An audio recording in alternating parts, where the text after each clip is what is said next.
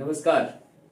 आपने श्री रतन टाटा जी द्वारा Ford company के साथ जो बदला लेने का कहानी बार बार आपने सुना होगा। आज हम आपको अपने इतिहास के और पीछे लेके चलते हैं सन 1919 में, जब हमारे घनश्याम दास बिरला जी ने पहली बार किसी भारतीय द्वारा जूट मिल उद्योग लगाया था। विश्व युद्ध से पहले जहां जूट मिल की लागत 20 लाख रुपए हुआ करती थी, वही 1919 आते हुए उसकी लागत 50 लाख रुपए हो गई। बिरला जी ने अपने परिवार की पूरी संपत्तियों को गिरवी रख के और 50 लाख रुपया उधार लिया पूरे बाजार से और संपत्ति मिला के, और उन्होंने भारत का पहला भारतीयों द्वारा जूट मिल की स्थापना कर दी। लेकिन कुछ दिनों बाद उनको भी डर लगने लगा, क्या होगा अगर ये जूट मिल नहीं चला तो, क्योंकि वो अपने परिवार की जितनी संपत्तियां थी सब पे कर्जा ले चुके थे। फिर एक दिन उनको डर लगा और उस टाइम की एक स्कॉटिश कंपनी के ऑफिस में गए और उन्होंने ऑफर किया अपने मिल को बेच देने का। मालूम है उन लोगों ने क्या कहा?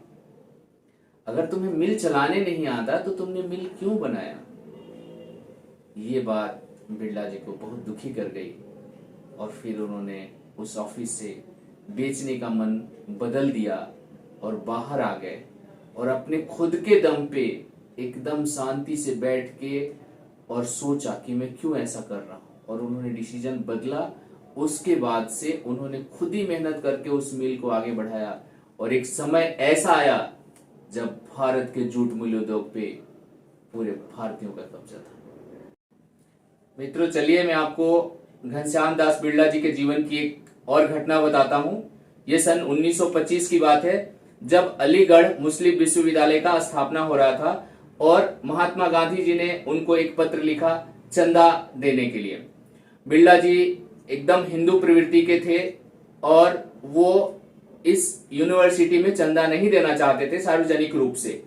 फिर भी वो गांधी जी को बहुत मानते थे, तो फिर वो सीधे गांधी जी से मिलने चले गए और वहां पे जाके उन दोनों ने विचार विमर्श करके ये किया कि बिरला जी बोले मैं चंदा तो दे दूंगा लेकिन मेरा नाम नहीं आना चाहिए। और इस तरह से बिरला जी ने 50,000 रुपए का चंदा मुस्लिम यूनिवर्सिटी अलीगढ़ को दिया था। और ये कहीं भी रिकॉर्ड में नहीं है। ये बातें आपको बहुत कम सुनने को मिलेंगी, कहीं भी रिकॉर्ड में नहीं है। बिरला घराने ने मानवता की जितनी सेवा की है, भारत में उपस्थित कोई भी औद्योगिक घराना उतनी सेवा मानवता की नहीं की है। मैं अभी बिरला जी के बारे में एक और घटना बताने जा रहा हूं आपको। यह 1926 की बात है, जब इनके सेवा कार्यों से प्रभावित होकर के अंग्रेज सरकार ने इनको नाइटहुड अर्थात सर का उपाधि इनको दिया। ये वही उपाधि है जिसे रविंद्रनाथ टैगोर जी ने लौटा दिया था अंग्रेजों को।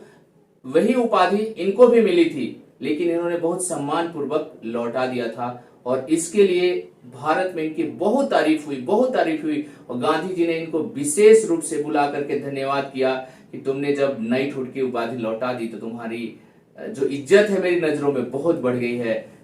ऐसे थे श्री बिरला जी। ऐसे ही कहानियों को सुनने के लिए आप हमारे चैनल को सब्सक्राइब करिए और शेयर करिए। Thank you.